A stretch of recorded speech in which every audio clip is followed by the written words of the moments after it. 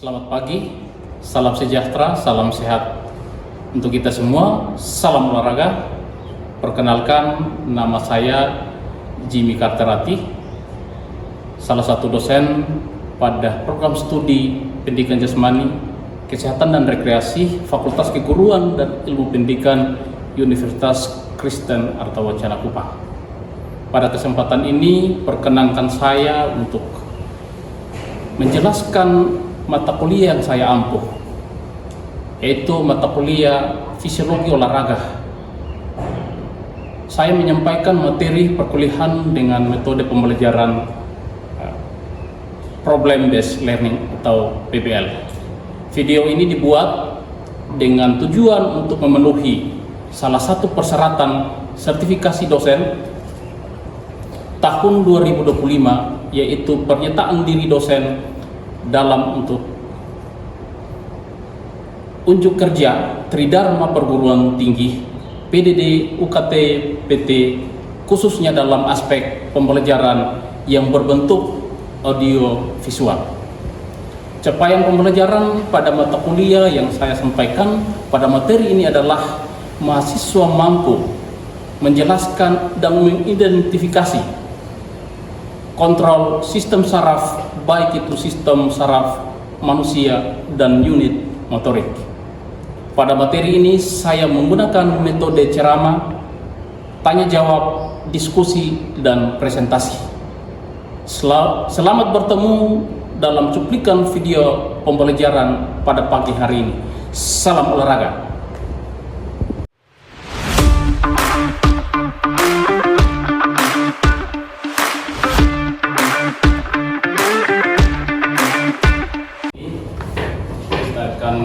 Ada dalam mata kuliah terkait dengan mata kuliah topik materi sistem kontrol manusia. Oleh karena itu, sebelum kita ada dalam pembelajaran, saya harapkan untuk satu pimpin kita di dalam doa. Silakan. Ketua kelas, silakan satu pimpin kita di dalam doa sebelum kita mulai.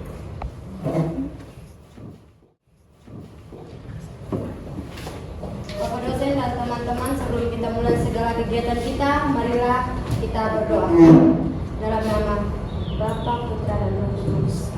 Puji dan syukur kami panjatkan kehadirat-Mu Tuhan atas berkat-Mu, perlindungan-Mu. Engkau telah menjaga kami dari rumah kami hingga di tempat ini. Tuhan, sebentar lagi kami mau belajar. Mohon Engkau berkati kami agar kami bisa belajar dengan baik. Hanya ini doa yang kami sampaikan lewat pengantaran Kristus Tuhan dan Juru Selamat kami. Amin. Dalam nama Bapa, Putra. Terima kasih Adik Ketua. Sebelum kita ada dalam pembelajaran, saya mengecek peristiwa ini. Tell me what it takes to get you feeling alive. Tell me how to show you it's a beautiful life. I'll do anything to pull you into the light. 'Cause everything will change when you open your eyes.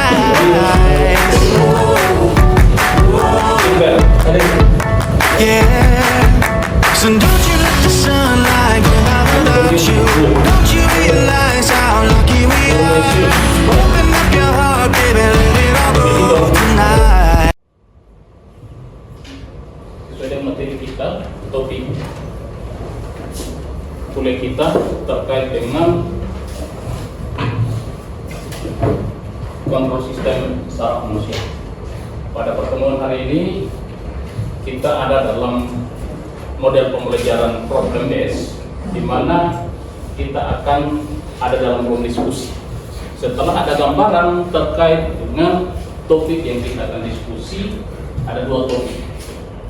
Sebelum kita masuk dalam dua topik yang ada, saya akan menyampaikan terdahulu terkait dengan gambaran pendahuluan daripada materi yang kita. Aktivitas berbagai organ dalam tubuh berada di bawah kontrol manusia. Gambaran umum bagi teman-teman bahwa yang kita lakukan, yang kita aktivitas setiap hari di bawah kontrol daripada sistem saraf.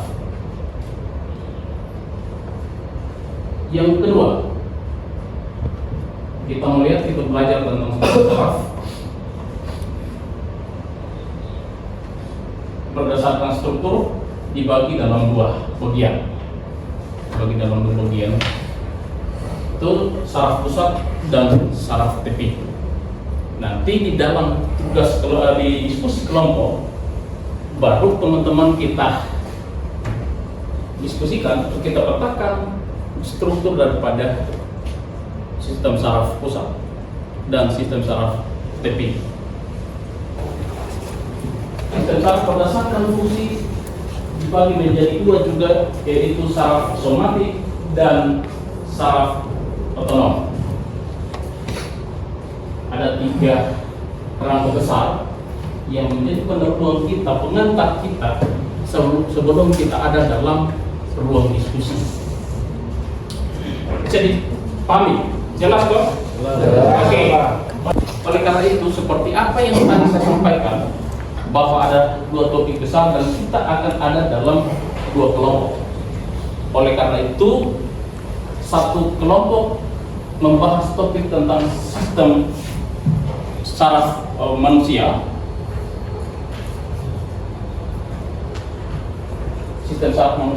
sedangkan yang satu berbicara tentang unit motorik. Jelas kok?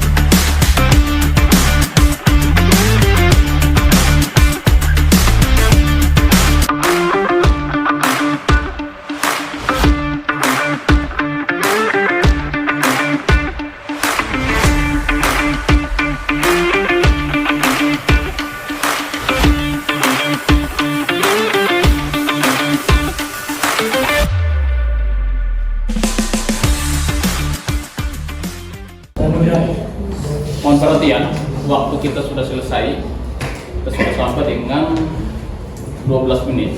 Oleh karena itu, silahkan bagi kelompok satu yang sudah menyelesaikan, satu mewakili teman-teman untuk ada dalam presentasi hasil diskusi yang telah didiskusikan.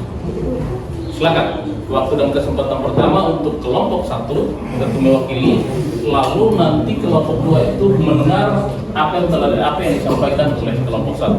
Nanti kita akan dalam ruang diskusi. Bisa Pak? Oke, silakan. Untuk kelompok satu silakan.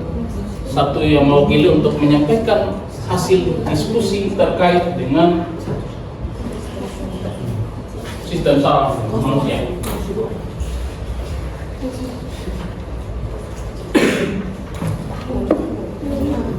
Ya, terkait dengan sistem saraf.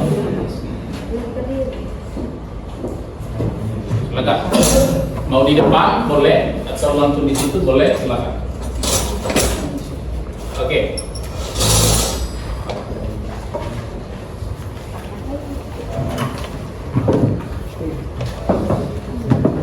Baik, terima kasih atas waktu dan kesempatan yang diberikan kepada kelompok kami. Di sini saya akan menjelaskan tentang sistem saraf.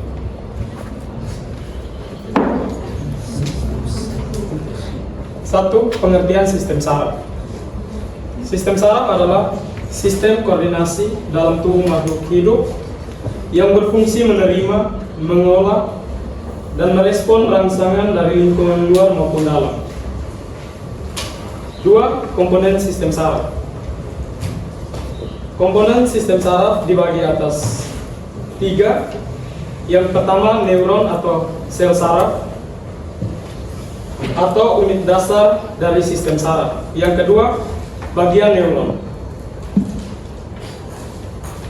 Bagian neuron dibagi atas 3. Yang pertama, dendrit, 2. badan sel, dan yang ketiga, akson. 3. Neurotransmitter atau zat kimia yang mentransmisikan impuls antar neuron. 3. Pembagian sistem saraf. A. Berdasarkan struktur. 1. Sistem saraf pusat atau SSP. Sistem saraf pusat dibagi atas 2. Yang pertama otak, dan yang kedua sumsum tulang belakang. 2. Sistem saraf tepi atau SST. Sistem saraf tepi dibagi juga atas 2. Yang pertama saraf sensorik atau aferen, yang kedua saraf motorik atau eferen. B. Berdasarkan fungsi. 1. Sistem saraf somatik, mengontrol gerakan sadar atau volunteer. 2. Sistem saraf otonom atau autonom, mengontrol aktivitas tidak sadar atau involunter. Dibagi menjadi 2. Yang pertama, simpatik, meningkatkan aktivitas organ atau fight or flight. Yang kedua, parasimpatik, mengembalikan tubuh ke kondisi normal atau rest and digest.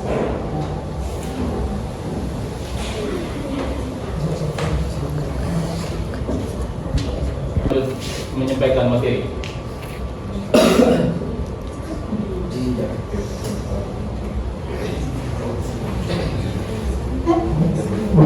Empat, jalur transmisi rangsang.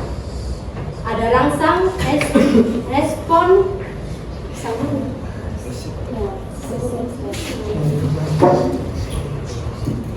dan yang keempat ada jalur transmisi rangsangan.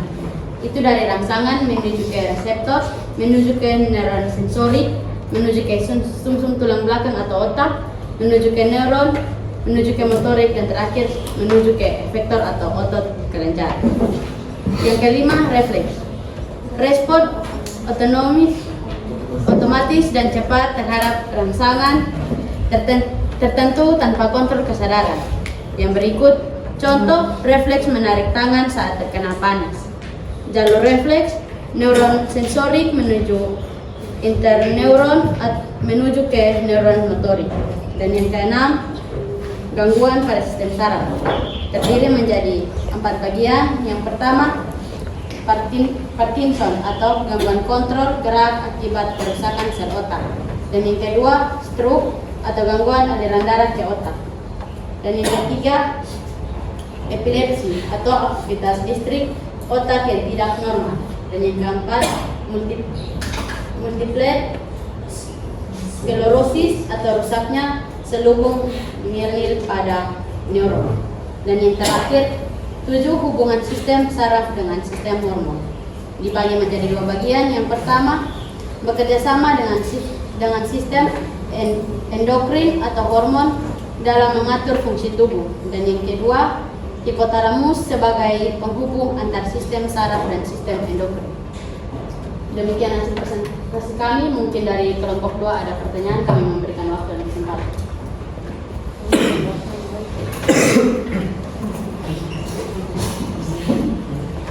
Baik, di sini perkenalkan, nama saya Indah Julia Sumangge dari kelompok 2. Ingin bertanya tentang jika seseorang mengalami cedera pada sumsum tulang belakang, bagian manakah dari sistem saraf yang kemungkinan terganggu? Sekian. Ketika terjadi gangguan pada sumsum tulang, sistem saraf mana yang terganggu? Pertanyaan sederhananya seperti itu. Benar begitu? Ya.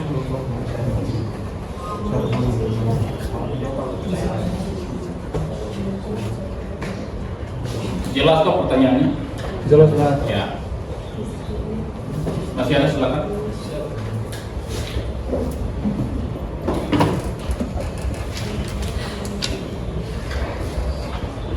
Baik, terima kasih atas waktu yang diberikan kepada saya. Perkenalkan, nama saya Danasius Arfan. Saya dari kelompok 2 ingin menanggapi tentang materi yang telah disampaikan oleh kelompok 1 tentang sistem saraf pada manusia. Yang dimana pada komponen kedua tadi teman-teman menjelaskan tentang pembagian sistem saraf. Yang pertama itu tadi berdasarkan struktur. Teman-teman sudah menjelaskan bahwa sistem pembagian dalam berdasarkan pembagian struktur ada dua, itu sistem saraf pusat dan sistem saraf tepi. Pada sistem saraf pusat tadi ada otak dan susun tulang belakang. Yang kedua itu pada sistem saraf tepi itu saraf motorik dan saraf sensorik. Dari sini coba teman-teman dari kelompok 1 jelaskan kenapa sampai sistem kenapa sampai pada sistem saraf pusat itu, kenapa sampai otak dan susun tulang belakang itu tergolong ke dalam sistem saraf pusat.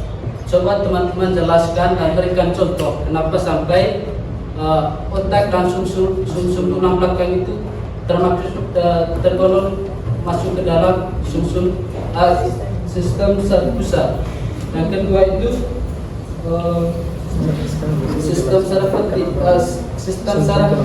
Coba teman-teman jelaskan apa itu saraf sensorik dan saraf motorik dan berikan contoh. Sekian, terima kasih. Paham pertanyaannya? Ya. Tidak paham? Disederhanakan, itu pertanyaannya terkait dengan otak dan sumsum tulang itu mengapa dia ada tergolong dalam sistem saraf pusat. Sederhananya begitu. Ya. Disederhanakan pertanyaannya bahwa mengapa otak dan sumsum tulang belakang itu dia ada dalam kategori saraf pusat. Itu dijelaskan. Yang kedua, dia bertanya tentang saraf tepi, ya, sensorik dan motorik. Jelaskan fungsi dan contohnya seperti apa. Silakan.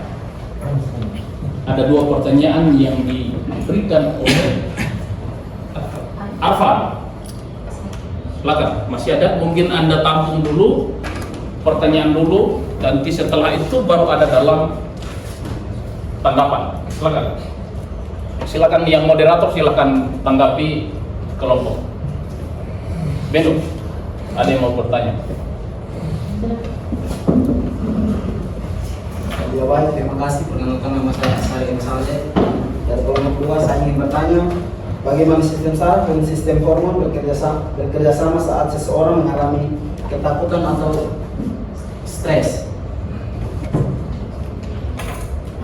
Ditanya sederhananya adalah bagaimana hormon dengan saraf itu bekerja sama ketika seseorang ada dalam situasi stres atau depresi, ketakutan. Seperti itu. Ya.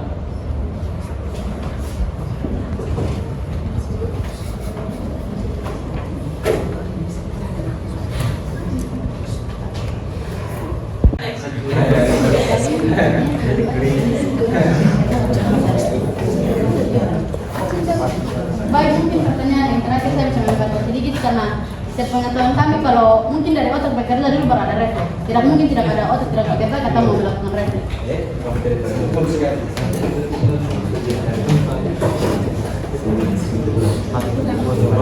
Maksud sederhananya dia di sana kira-kira ada kerja sensorik apa yang membuat ketika orang itu tampak sadar dia melakukan gerakan refleks. Itu maksud sederhananya dari sana.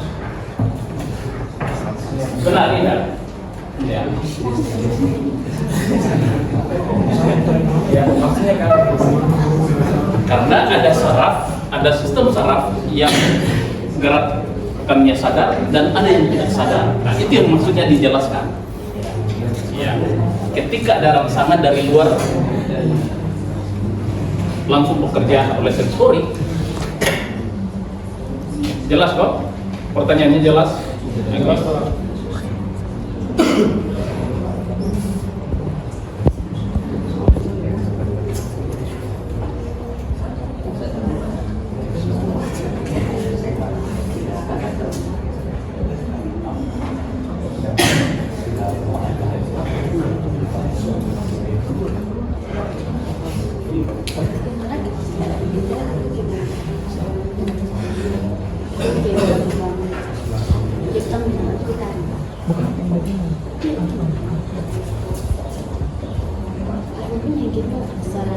Sensorik dan saraf penyamping jadi berkedip ada dua, saraf sensorik dengan saraf motor.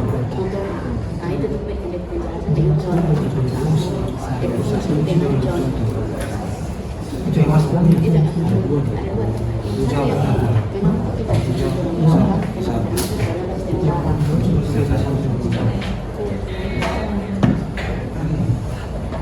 dibawa oleh neuron atau sel saraf lalu diolah di otak atau sumsum tulang belakang sistem saraf pusat. Yang ketiga, lalu neuron lain meneruskan ke efektor atau otot atau kelenjar yang menyebabkan terjadinya gerakan yang kita lakukan atau yang disebut dengan sekresi saraf. Itu jalur. Ketika kita terima rangsangan, semua diproses sampai kita melakukan aktivitas gerak. Contoh, ketika teman-teman menerima perintah bahwa Anda harus melakukan ini, maka dengan sendiri Anda menerima rangsangan perintah itu, lalu dikelola oleh saraf dan Anda melakukan perintah yang sesuai dengan apa yang telah Anda terima. Betul atau tidak? Betul. Ya. Oke. Tadi gerakan refleks tadi, respon otomatis dan cepat terhadap rangsangan tertentu tanpa kontrol kesadaran. Semua pernah mengalami hal itu? Atau ada yang tidak sama sekali tidak mengalami? Boleh. Ulang-ulang sering-sering. Oke. Jalur refleks, neuron sensorik, lanjut ke interneuron, lalu neuron motorik. Oke, kita lihat pada gangguan pada sistem saraf, ada gangguan kontrol gerak akibat kerusakan sel otak, lalu ada gangguan aliran darah yang dikenal dengan stroke, lalu ada aktivitas listrik otak yang tidak normal. Yang tadi pertanyaan tadi, kalau ketika dia daya tangkap itu tidak terlalu cepat, setelah dia menemukan aktivitas baru dia berpikir. Pertanyaan tadi apa? Oh, ini Gertrudis. Ya. Hubungan sistem saraf dengan sistem hormon bekerja sama dengan sistem endokrin tadi yang dijelaskan oleh teman-teman tadi, banyak hal yang disampaikan. Oke. Oke, kita masuk dalam unit motorik. Ya, apa itu unit motorik? Satu neuron motorik beserta semua serabut otot yang dinervasinya. Ya. Ketika satu neuron motorik mengirim sinyal, semua serabut otot dalam unit tersebut akan berkontraksi secara bersamaan. Itu pelaksanaan. Kita lihat pada komponen unit motoriknya. Ada neuron motorik, motor neuronnya, sel saraf yang membawa impuls atau membawa rangsangan dari sistem saraf ke saraf pusat. Sistem saraf pusat ke otot. Tapi yang kedua, ada serabut otot, sel otot yang dikendalikan oleh satu neuron motorik. Unit motorik dalam gerak, unit motorik mengatur kekuatan, kecepatan, dan presisi gerakan otot. yang perlu diperhatikan. Semakin banyak unit motorik yang aktif, maka semakin besar kekuatan berkontraksi. Contoh, ketika Anda ambil awalan untuk melakukan smash, Anda awalannya baik dan ketika powernya naik, maka Anda akan melakukan smash bola voli dengan baik dan benar. Atau hal sederhana Gertrudis, ketika dia melakukan pukulan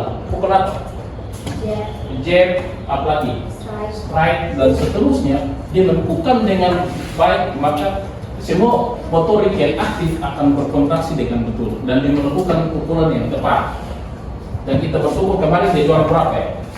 1 ya dalam olahraga tinju.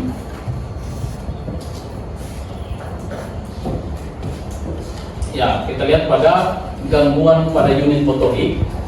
Ada penyakit motorik seperti kerusakan neuron motorik, contoh melemah dan mengecil. Lalu ada gangguan transmisi di neuron muskular terkait dengan otot cepat lelah. Biasa cepat lelah atau dia kuat? Cepat lelah. Ya. Hubungan dengan latihan fisik, Anda perhatikan latihan meningkatkan efisiensi rekrutmen untuk unit motorik, lalu latihan beban. Ada latihan ketahanan dan terima kasih. Ya. Sekian terkait dengan materi kontrol sistem saraf manusia, yang di dalam ada sebuah sub materi yang telah kita diskusi bersama dan telah saya rangkum materi terkait dengan materi kontrol sistem saraf yang berbicara tentang sistem saraf itu sendiri dan motorik, unit motorik itu sendiri yang berkaitan dengan aktivitas dalam kegiatan kita. Sehingga ketika Anda dalam proses latihan, Anda benar-benar menerima latihan itu yang baik dan benar. Semua berjalan lancar karena kehidupan kita dikontrol oleh sistem saraf. Jelas kok? Oke, demikian pertemuan hari ini. Mungkin ada yang mau disampaikan sebelum kita tutup. Oleh karena itu tadi kita buka dengan doa, maka kita tutup dengan doa. Baik, sebelum menyampaikan pertanyaan kita, mari kita menghadapkan dalam doa. Izinkan saya memimpin doa ini menurut agama dan kepercayaan saya, Kristen Protestan yang lain di surga. Bapa kami dalam kerajaan surga, terima kasih atas tuntunan penyertaan-Mu dan kami dari awal hingga berakhirnya berjalan dengan baik. Bapak, apapun yang kami pelajari hari ini bisa menjadi bekal bagi masa depan kami. Bapak, kami juga akan kembali ke rumah kami masing-masing. Mereka memberkati kami, menjaga dan melindungi kami di jalan hingga tiba dan kami ke rumah kami yang selalu sejahtera. Ampuni akan setiap kesalahan kami. Haleluya. Amin. Terima kasih Nona Ida yang telah kita di dalam mendesak untuk kita menutup kegiatan siang hari ini. Saya ucapkan selamat siang, salam sejahtera untuk kita semua. Demikian video pembelajaran pada pagi hari ini. Saya ucapkan terima kasih. Tuhan Yesus memberkati. Salam olahraga. Sadarilah masa berganti, tantangan